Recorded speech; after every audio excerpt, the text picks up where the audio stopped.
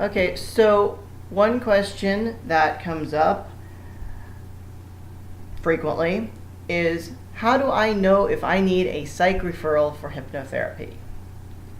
This book contains a list of psychological disorders. If you have been diagnosed with pretty much anything in this book, please be honest with me and tell me. Even if I'm just working on something like smoking or confidence, I feel like I have the right to know. Some things are in this book which I kind of find to be malarkey. Like, gender dysphoria is in this book. That is a birth defect, as far as I'm concerned. I'm, trans. I don't think that's a mental disorder. I don't care what this association says. It's malarkey. I'll also work with autistics. And if they've got other problems going on, that's something completely different. But I like knowing. Most diagnoses out of that book are things I would really like to a psychologist's approval, and ideally for you to maintain whatever therapy you're in, ideally weekly, at least for the time we're working together. Additionally, if you've been in therapy at any point in the past 6 months, I'd really appreciate a referral from somebody. That could be a medical doctor, that could be from your former therapist. It doesn't matter to me. If your loved one is mentally abusing you or has, this is a new one for me. I'm going to ask for the referral. I did deal with somebody who was very, very abused. That's not what they came in for.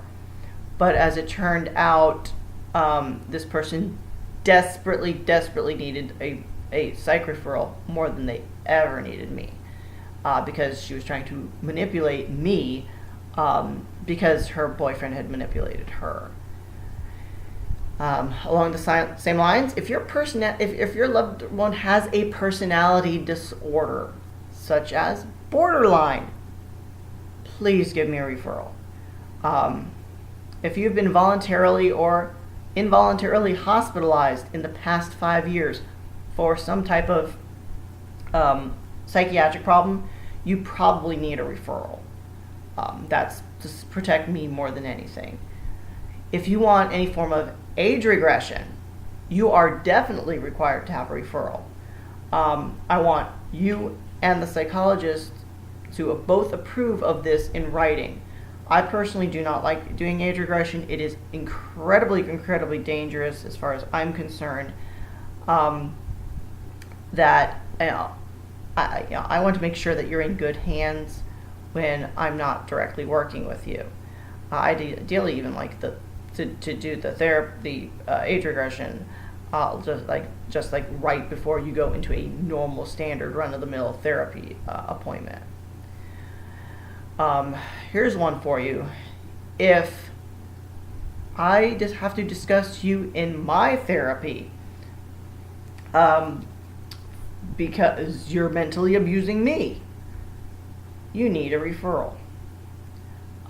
Because that should never be a situation. I should never get so stressed out by a client that I'm asking my therapist for help, to either deal with the situation or whatnot.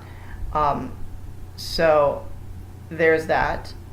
Also, if I at any point think that I am over my head with you, you need a referral.